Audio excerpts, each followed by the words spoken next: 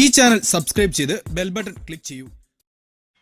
പുതിയൊരു വീഡിയോയിലേക്ക് എല്ലാവർക്കും സ്വാഗതം. ഇന്നത്തെ വീഡിയോയിലൂടെ 1 മുതൽ 12ാം ക്ലാസ് വരെയുള്ള എല്ലാ ടെക്സ്റ്റ് ബുക്കുകളും എങ്ങനെ നമുക്ക് ഡൗൺലോഡ് ചെയ്തെടുക്കാം എന്നാണ് നോക്കാൻ പോകുന്നത്.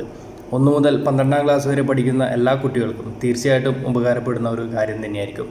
നമുക്കറിയാം, ഇന്നത്തെ സാഹചര്യത്തിൽ പുസ്തകങ്ങളെല്ലാം തന്നെ കൃത്യമായിട്ട് ലഭിക്കണമെന്നില്ല.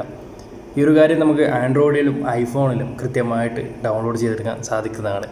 ഒരു ടെക്സ്റ്റ് ബുക്ക് എങ്ങനെയാണോ നിങ്ങളുടെ കയ്യിലുള്ളത് അതുപോലെ തന്നെയാണ് ഇത് നിങ്ങൾക്ക് ഡൗൺലോഡ് ചെയ്തെടുക്കാൻ സാധിക്കുന്നത്.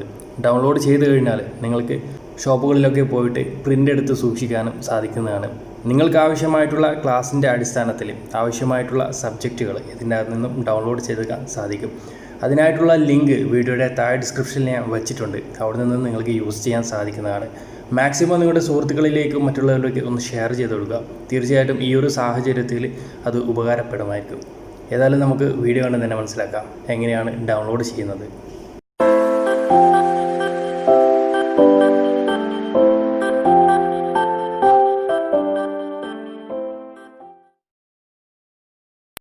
വീഡിയോയുടെ താഴെ ഡിസ്ക്രിപ്ഷനിൽ ഞാൻ ലിങ്ക് വച്ചിട്ടുണ്ട്. ആ ഒരു ലിങ്ക് ഓപ്പൺ ചെയ്ത് കഴിഞ്ഞാൽ നമുക്ക് ആ വെബ്സൈറ്റിൻ്റെ ഇൻ്റർഫേസ് എങ്ങനെയാണ് കാണാൻ സാധിക്കുക.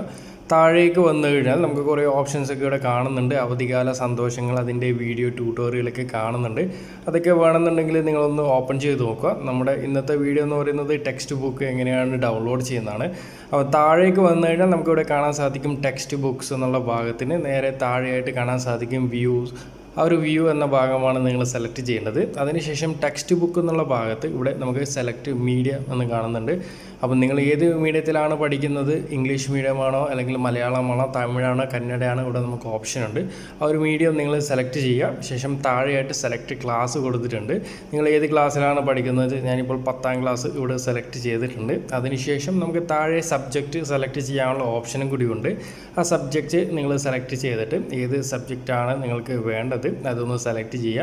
ഞാനിവിടെ മാത്സ് സെലക്ട് ചെയ്തു. അതിനുശേഷം നിങ്ങൾ ചെയ്യേണ്ടത് വീണ്ടും താഴേക്ക് വന്നു കഴിഞ്ഞാൽ നമ്മൾ ഏത് സബ്ജക്റ്റാണോ സെലക്ട് ചെയ്ത് കഴിഞ്ഞാൽ അതിൻ്റെ പിക്ചേഴ്സ് നമുക്കിവിടെ കാണാൻ സാധിക്കുന്നതാണ്. അതുപോലെ തന്നെ നിങ്ങൾ ശ്രദ്ധിക്കേണ്ട കാര്യം, നമ്മളൊരു സബ്ജക്റ്റ് സെലക്ട് ചെയ്ത് കഴിഞ്ഞാൽ എത്ര പാർട്ട് ഉണ്ടെന്ന് നമ്മൾ ശ്രദ്ധിച്ച് നോക്കണം. ഇവിടെ 2 പാർട്ട് നമുക്ക് മാത്സിൻ്റെ കാണാൻ സാധിക്കുന്നുണ്ട്.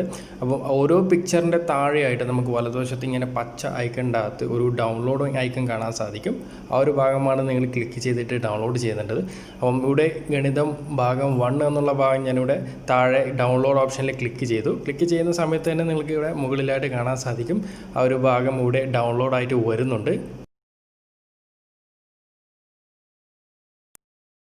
ഡൗൺലോഡ് ഇവിടെ മുഴുവനായിട്ട് നടന്നിട്ടുണ്ട്. അപ്പം ഡൗൺലോഡ് ചെയ്തിട്ടുള്ള ഫയൽ നിങ്ങൾക്ക് കാണാൻ വേണ്ടിയിട്ട് നിങ്ങൾ ചെയ്യേണ്ടത്, നിങ്ങളുടെ ഫയൽ മാനേജർ ഓപ്പൺ ചെയ്യാം. അതിൻ്റെ അകത്ത് ഡോക്യുമെൻറ്റ്സ് എന്നുള്ള ഫോൾഡറിൻ്റെ അകത്ത് ഇപ്പോൾ മുകളിലായിട്ട് കാണാൻ സാധിക്കും മാത്തമാറ്റിക്സ്. ഞാനിപ്പോൾ ഡൗൺലോഡ് ചെയ്തിട്ടുള്ള ഒരു PDF ഫയലാണ്.